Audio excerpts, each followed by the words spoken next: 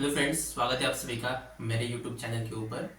ये मेरी यूट्यूब के ऊपर पहली वीडियो होने वाली है और थंबनेल देखकर ही आप समझ गए होंगे कि आज के वीडियो का टॉपिक क्या होने वाला है। बेसिकली ये एक लव स्टोरी है जो कि मैं आपके साथ शेयर करना चाहता हूँ। और मुझे ये स्टोरी मेरे सर ने बताई थी 2020-21 के अंदर। उस समय क्या था कि सभी जगह पर लॉकडाउन चल रहा था और जो हमारे क्लासेस थे, यानी कि मैं उस समय जेई के लिए प्रिपेयर कर रहा था और हमारे क्लासेस थे वो कोटा से होते थे, ऑनलाइन चलता था सब कुछ। और जो हमारे सर थे लाइव टीचिंग के दौरान, ऑनलाइन टीचिंग के दौरान उन्होंने हमें ये कहानी बस मोटिवेट करने के लिए बताई थी। कहानी की शुरुआत होती है कोटा से। यानी कि कोटा तो आप सभी को पता है कि जेई एंड नीट के लिए हब है। यानी कि उस समय 2015 के अंदर तो पीक टाइम था कोटा के लिए। अभी तो उसका डाउनफॉल चल रहा है, इतने बच्चे आते नहीं वहां पर पढ़ने के लिए क्योंकि ऑनलाइन सब कुछ हो गया है। दूर दूर से अलग अलग स्टेट से स्टूडेंट्स वहां पर नहीं आते। पर 2015 की बात की जाए तो वो पीक टाइम था, बहुत सारे बच्चे आते थे जेई एंड नीट के प्रिपरेशन के लिए। हमारे सर ने 2013 के अंदर अपनी खुद की कोचिंग स्टार्ट की थी और उसके बाद 2 साल के अंदर ही उनकी कोचिंग क्या इतनी बड़ी नहीं हुई थी 2015 के अंदर थी। मतलब आई थिंक बच्चे थे बहुत सारे।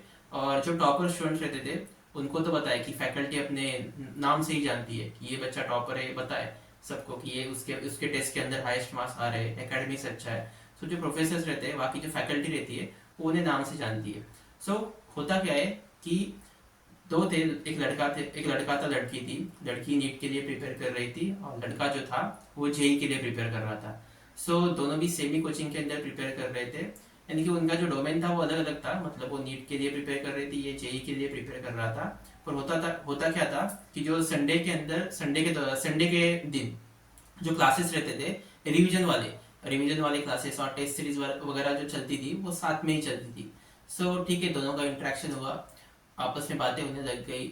ऐसे करते करते ठीक है, आप समझ ही गए होंगे, दोनों का चक्कर शुरू हो गया था। ये सर को बात बता दी। सर देख रहे थे क्योंकि जो लड़का था उसकी एकेडमिक्स 10th क्लास तक बहुत ही बढ़िया थी। यानी कि उसने ओलंपियाड्स वगैरह क्वालिफाई की थी और बहुत ही जबरदस्त एकेडमिक्स थी उसकी। और लड़की थी वो भी ठीक थी, मतलब पढ़ाई में अच्छी थी। ठीक है, दोनों की बातें वगैरह चल रही थी और सर को सब कुछ पता चल गया था क्योंकि लड़का जो था वो टॉपर ही था, क्योंकि उसके 11th वगैरह के अंदर भी बहुत अच्छे मार्क्स आ रहे थे टेस्ट सीरीज के अंदर। और फैकल्टी को बता रहता है कि नाम से ही बता रहता है कि ये लड़का टॉपर है।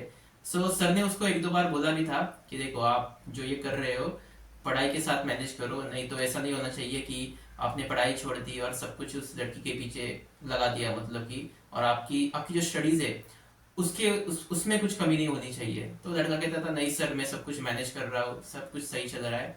ठीक है, ऐसा ही चलता रहा। और चलते चलते होता क्या है कि इलेवन क्लास तक लड़के की एकेडमिक्स बहुत ही बढ़िया थी।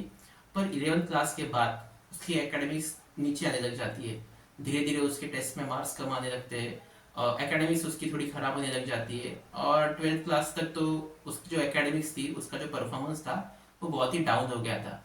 और दूसरे साइड पर क्या हो रहा था कि लड़की जो है वो खुद इम्प्रूव कर रही थी, रेगुलर टेस्ट सीरीज वगैरह में अच्छे खासे मार्क्स ला रही थी। और इसकी उसकी जो इम्प्रूवमेंट थी, उसका जो ग्राफ था वो बहुत ही हाई चला जा रहा था। यानी कि उसका जो ग्राफ है वो धीरे धीरे बढ़ता जा रहा था और लड़का जो है उसका ग्राफ पूरा नीचे आ गया था।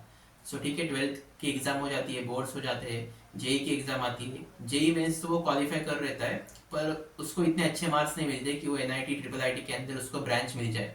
जस्ट वो क्वालिफाई करता है और जेई एडवांस के लिए भी अपियर करता है, पर जेई एडवांस में वो फेल हो जाता है। ओके, जेई एडवांस में फेल हो जाने के बाद वो जो स्टेट की जो सीट रहती है, आई थिंक उसने दिल्ली की सीईटी वगैरह देखे रखी थी।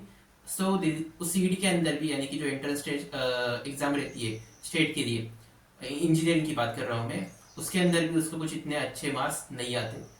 और अपोजिट साइड पे जो लड़की थी उसका नीट में अच्छा स्कोर आता है, उसको पुणे में कोई तो गवर्नमेंट कॉलेज मिल जाता है एमबीबीएस के लिए। ठीक है, और लड़का जो था वो कोई दिल्ली के अंदर प्राइवेट कॉलेज में इंजीनियरिंग के लिए एडमिशन ले लेता है। पर उसके दिमाग में भी क्या चल रहा था कि वो जो लड़की है वो मेरे साथ है। यानी कि सब कुछ मैंने इमेजिन करके रखा है कि मेरी शादी उसी के साथ होने वाली है, हमारी जिंदगी बहुत अच्छे से चलने वाली है, मुझे कोई फर्क नहीं पड़ता, मैं बस इंजीनियरिंग कर लूंगा, जॉब लग जाएगी मुझे और फिर हम शादी कर लेंगे, उसके बाद उसका भी एमबीबीएस कंप्लीट हो जाएगा और सब कुछ सही चलेगा। पर अब क्या होता है कि दोनों के भी कॉलेज स्टार्ट हो जाते हैं। लड़का चला जाता है दिल्ली के लिए, दिल्ली कॉलेज के अंदर पढ़ने के लिए। और लड़की जो है वो आती है पुणे। MBBS करने के लिए। सो उनके फ़ोन कॉल्स वगैरह तो होते ही रहते थे, पर धीरे धीरे क्या होता है कि उनके जो फ़ोन कॉल्स है वो कम होने लग जाते हैं।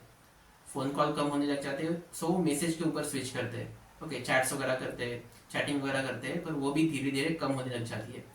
सो लड़के को डाउट आने लग जाता है कि यार ये मेरा कॉल तो उठाती नहीं, मेरे से बात भी नहीं करती।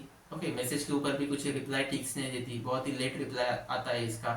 सो आखिर प्रॉब्लम क्या है? सो वो सोचता है कि क्यों ना मैं उसे पुणे जाकर मिलकर आऊँ कि क्या एक्चुअल में चक्कर क्या है, कि क्या प्रॉब्लम हुआ है, उसके कोई फैमिली में वगैरह कुछ इश्यू वगैरह हुआ है।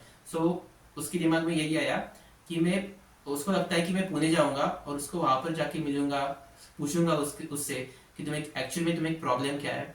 सो वो क्या करता है, दिल्ली से पुणे आता है। पुणे आता है, सो पुणे आने के बाद बस स्टैंड के ऊपर वो रुका रहता है और वो फोन करता है, उसको कंटिन्यूसली फोन करता है लड़की को, कि ये उसको लगता है कि कॉल उठाएगी और मैं उसको मिलने वगैरह जाऊंगा। वो उसका कॉल नहीं उठाती। ओके, कॉल वगैरह कुछ नहीं उठाती। वो रात तक, देर रात तक पुणे के बस स्टैंड पे ही रहता है और सुबह उसको मैसेज आता है 4 बजे कि अब तुम मुझे छोड़ दो, तुम्हारी लेवल अलग है, मेरी लेवल अलग है। मैं MBBS कर रही हूँ, तुम किसी लोकल कॉलेज में इंजीनियरिंग कर रहे हो, हमारी लेवल ही नहीं मैच हो रही, कंप्लीटली हम अलग है। तुम्हारी लेवल अलग है, मेरी लेवल अलग है, मेरा स्टैंडर्ड अलग है। प्लीज तुम मुझे छोड़ दो, मुझे भूल जाओ, वापस चले जाओ, अपनी जिंदगी वापस स्टार्ट करो, जो तुम्हारी इंजीनियरिंग है वो कंप्लीट कर दो। ओके, मुझे भूल जाओ। सो लड़के को इतना गुस्सा आ जाता है, सो वापस दिल्ली नहीं चला जाता, वो वापस चला जाता है कोटा के अंदर। कोटा के अंदर चला जाता है, जो सर थे उनसे मिलता है, सर को सब कुछ बताता है। सो सर कहते हैं कि मैंने तुम्हें पहले ही वार्निंग दे के रखी थी कि इन सभी के चक्कर में मत पड़ो, क्योंकि तुम्हारा एकेडमिक्स जो है वो बहुत ही नीचे आ रहा था और मैंने पहले ही तुम्हें बता के रखा था कि मत इस चक्कर में मत पड़ो, पढ़ाई के ऊपर ध्यान दो, पर तुमने तो मेरी सुनी नहीं। सो अब लड़का कहता है, उस समय अगस्त का टाइम चल रहा था, यानी कि कॉलेज देखो जनरली जुलाई के अंदर स्टार्ट होते हैं और अगस्त के अंदर ही ये सब कुछ हो गया था। सो अगस्त का मंथ चल रहा था। सो वो क्या कहता है लड़का कि सर मैं ड्रॉप आउट करूंगा मेरा कॉलेज, मुझे वापस ड्रॉपर बैच के अंदर एनरोल करवा दो, मैं पूरी जी जान लगा के मेहनत करूंगा। इस साल 7-8 महीने जो बाकी है, मेरे तो बेसिक्स बहुत अच्छे से क्लियर है, मैं एकेडमिक्स में भी बहुत अच्छा हूँ, मेरी मेरी कैपेसिटी है उतनी पढ़ने की, मैं सब कुछ कर दूंगा, बस आप मुझे गाइड करो और इस जो ड्रॉपर वाली जो बैच रहती है उसके अंदर एनरोल करो। सो ठीक है, सर ने कर दिया, कह दिया कि तुम करो, रेगुलर क्लासेस वगैरह अटेंड करो, मैं तुम्हें गाइड कर दूंगा। सो उसने वो दिल्ली का जो कॉलेज था वो ड्रॉप आउट वगैरह कर दिया और लिटरली उसने 16-17 घंटे हर दिन वो पढ़ाई कर रहा था। ठीक है, सब कुछ होता है, जेई मेंस वो क्वालिफाई करता है, अच्छे परसेंटाइल से, अच्छे मार्क्स से वो क्वालिफाई करता है। उसके बाद जेई एडवांस के अंदर उसकी 200 से अंदर रैंक आती है, यानी कि 200 के नीचे रैंक आती है, उसको IIT दिल्ली के अंदर कंप्यूटर साइंस ब्रांच मिल जाती है। उस समय IIT दिल्ली के अंदर आज भी कंप्यूटर साइंस ब्रांच का बहुत बड़ा मतलब ऑरा है। IIT दिल्ली इंडिया का नंबर 1 इंस्टीट्यूट कह सकते हो, नंबर 3 पे आई थिंक है। और उस समय उसे 2015-16 के अंदर IIT दिल्ली के अंदर कंप्यूटर साइंस ब्रांच मिल गई। सो ठीक है, सो उसने वहाँ कंटिन्यू किया, इंजीनियरिंग वगैरह सब कुछ बढ़िया चल रहा था। फिर हमारे सर ने बताया कि उसको उस लड़की का, वो जो लड़की थी उसका मैसेज वापस आता है कि हाँ क्या क्या चल रहा है तुम्हारे लाइफ में अभी। ओके, एक साल हमने मिले भी नहीं, बात भी नहीं किया। ओके, सो जब उसको समझ आता है कि ये इसका जो एडमिशन है वो IIT दिल्ली के अंदर हुआ है कंप्यूटर साइंस ब्रांच के अंदर, वो वापस उसको मैसेज करने लग जाती है उस लड़के को। फिर इस बार लड़का क्या कहता है कि अब तुम्हारी और मेरी लेवल सेम नहीं है, हमारा जो स्टैंडर्ड है वो बहुत ही अलग है। मैं यहाँ पर IIT दिल्ली के अंदर हूँ कंप्यूटर साइंस ब्रांच के अंदर, तुम कहीं वहाँ पर हो MBBS कर रही हो, हमारा लेवल मैच नहीं होता। ओके, और जो लड़का है वो उसके साथ कोई रिलेशन वगैरह नहीं रखता, आगे कुछ कंटिन्यू कंटिन्यू तो बिल्कुल भी नहीं करता। और उस समय 2015 के अंदर उसको CSE ब्रांच मिली थी। आज डेफिनेटली 10 साल हो गए, वो कोई तो अच्छे पोजीशन पे ही काम कर रहा होगा।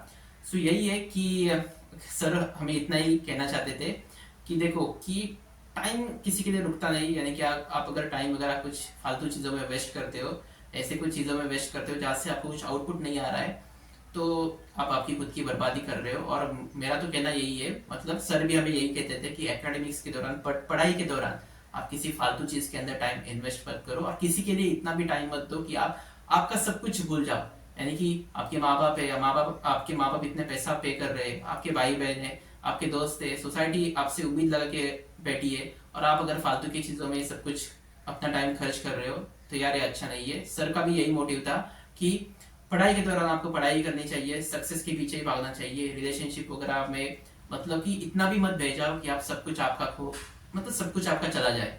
ओके, सो यही कहानी थी, ये पार्ट 1 था एक्चुअली। और 2 कहानियां है, ये तो मेरे सर ने मुझे बताई थी लाइव क्लास के दौरान। और 2 कहानियां मैं आपको बताऊंगा आगे आने वाले वीडियोस में। ये तो मेरे खुद की आंखों के सामने हुई है। अभी तो मेरी एज 22 है और मेरी भी इंजीनियरिंग कंप्लीट होने वाली है इस मंथ के अंदर ही। सो मेरे कॉलेज के अंदर भी मैंने खुद से, मतलब मेरे दोस्त की कहानी मैं आपको बताऊंगा कि कैसे क्या होता है, लव स्टोरी है, और कैसे आदमी बर्बाद हो जाता है। ओके, मैं आपको आने वाले वीडियो में ज़रूर बताऊंगा। अगर आपको वीडियो अच्छी लगे तो प्लीज़ लाइक कीजिएगा, चैनल को सब्सक्राइब भी करना मत भूलिएगा, और आपके लाइफ में जो कुछ भी इंसिडेंट वगैरह हुआ है उसको कमेंट सेक्शन में ज़रूर बताइएगा। ओके, मेरी पहली वीडियो थी ये यूट्यूब के ऊपर, सो प्लीज़ मुझे थोड़ा सपोर्ट कीजिएगा। Thank you.